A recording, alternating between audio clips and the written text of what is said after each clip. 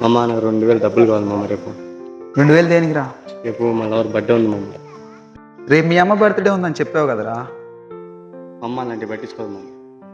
మచ్చా 2000 పెట్టి తన గిఫ్ట్ తీసుకెళ్తాను.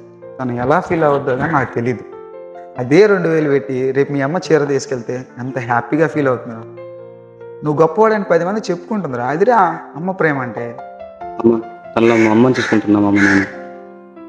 రే, అమ్మాయిలు అమ్మని చూసుకోవచ్చు కానీ అమ్మ ప్రేమను చూడలేము, కొలవలేమురా. అమ్మ తనంటే నాకు ప్రాణం మామ.